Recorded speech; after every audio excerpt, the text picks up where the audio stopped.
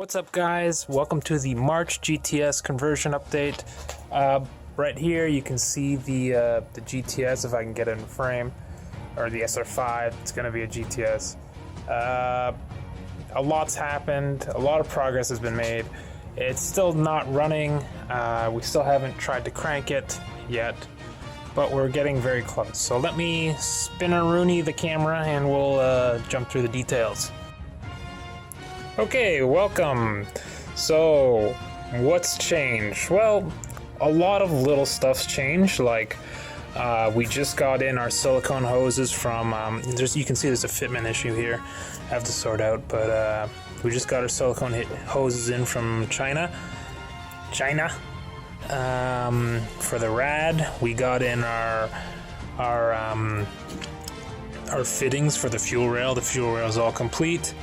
I've already tested the fuel system and it works.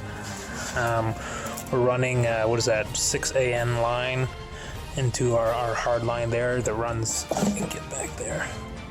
That's a inline fuel filter there. What else? We got the proper alternator bracket now, finally. I just found it in a box in the back of the garage. Now we got the exhaust, which is a big improvement. Well, what else? We've got the O2 sensor. Lots of little stuff. Oh, and I got the oil cooler hooked up. So these are all little things that made the project take big steps, you know. Oh, and I got this guy installed now, finally. I actually didn't have a bracket, so I had to actually make my own bracket. If I just yank this off, it's just like a random piece of steel I bent, but if I can get this, there you go. I mean, it holds it, that's all that matters. I just need to get a hose long enough to reach from this guy to that guy. So, the major things I did this month, besides all of that, which is quite a bit, frame repair. So, a lot of stuff that's going to be a little hard to show. Okay, so let's take a look at a few of the repairs I've done. You can see in here, there was a rust hole. Gosh, if I had the car in there, you could see it better, but there was a rust hole here. And this happens in a lot of 8.6s. So, I cut out all of the rotten metal, and I welded in all new steel. I bashed the seam here flat so you can have a bigger wheels up front on the 8.6. I seam sealed, undercoated, such and such, like lots and lots of repairs. Don't mind the fender. It got bent when it was off the car, so I had to kind of bend it back to shape, and the paint got damaged, and so I had to spray it with some primer just to hold it over. Now if we look inside, the interior is basically back together, completely back together. I am missing the shifter boot, which is unfortunate. Hopefully I can source one down the road somewhere, but that's not a big deal. Let's keep going. 1 second, sorry. Okay, so one of the bigger repairs I did, you can see my wife's car right there, that's her pink 8.6, was actually the frame rail. So I had a really bad frame rail. Well, I had some bad frame rail rot. It's down here. Let's see if I can get it in frame for you. You can see here, this frame rail here was rusted, so I repaired that entire frame rail. And then you can see here's where the floor panel was bad as well.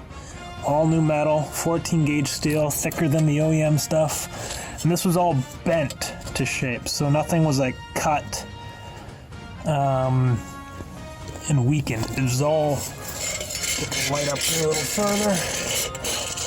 Yeah, you can see I haven't finished undercoating everything, but everything's been seam sealed and painted. It's been painted and seam sealed, but I need to go get another can of undercoating. The other problem I ran into was this fender here. This is the driver's side fender. It actually ended up rotting down here at the bottom. And so I had to put in this is a whole new piece of steel here. Obviously I'm gonna make it all look not fancy, flush with some body fill and whatnot. But yeah, I had to weld in a whole new piece of metal here because the other option was getting a $300 fender on Kijiji, which is our, like, you know, used sales site, and that was not an option for me. What else? Well, you know what? I think that's basically it. There's not much more to say. A lot of progress has been made. The car is close to turning on, not driving, because if we go over and look at my checklist, let's go over and look at the checklist.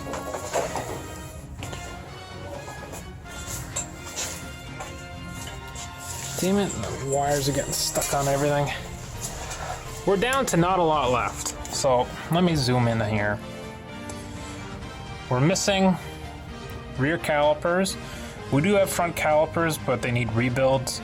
Clutch master, brake master. So those are the main parts that we're missing. Dizzy seal I have, but I haven't installed it. Besides that, the only other stuff is oil for the engine, gear oil for the diff, stuff like that. Coolant. I think that's really it. But yeah, lots of progress. I gotta tell you though, sometimes it's hard to stay motivated. You know what, let's switch angles and we'll have a little chat. Okay, we are now inside my project car. The hopefully soon to be running GTS conversion. And there's a few things I wanted to talk about this project and why it's kind of being done on a budget. I'm actually off work ill right now. I'm in a lot of pain all the time, and this project kind of is my distraction from the serious pain I'm in all the time.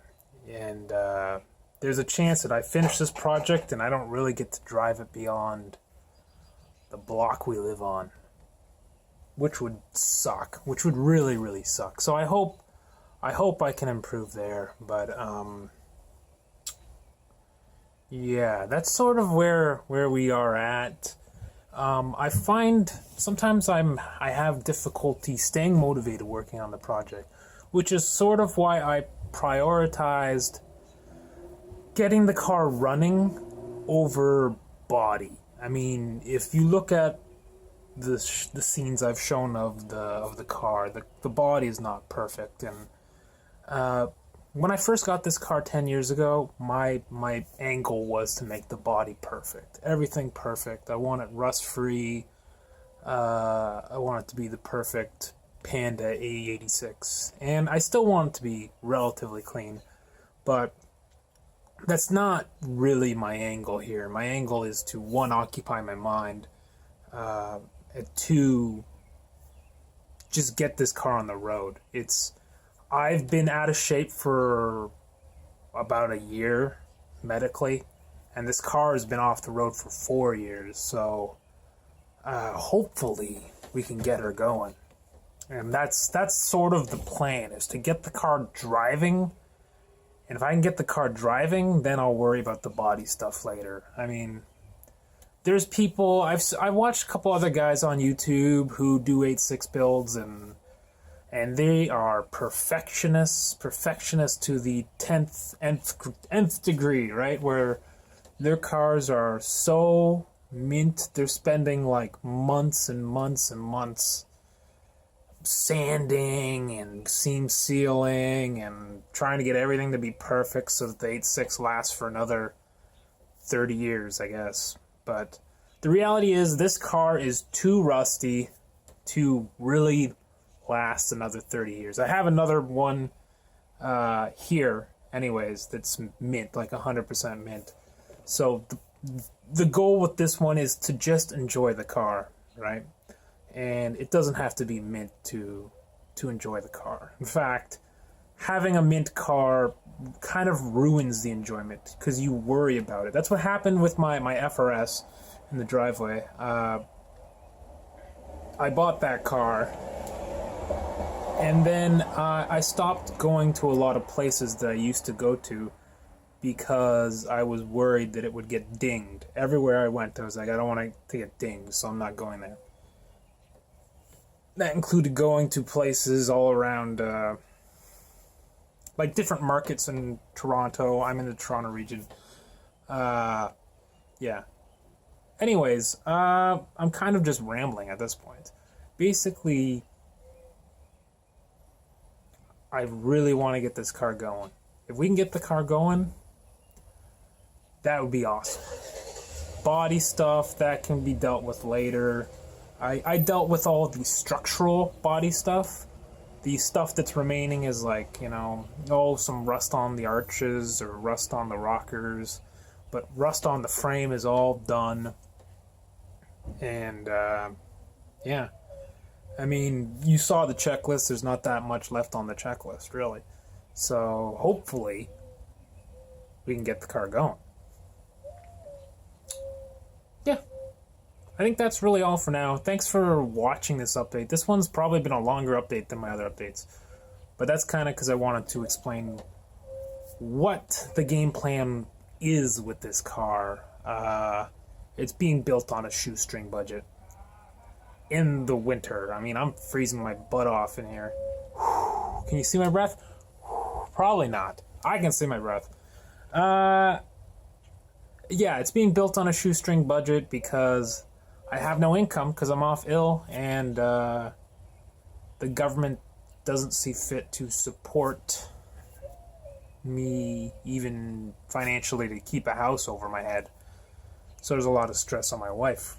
So, yeah, that's it. Cheers.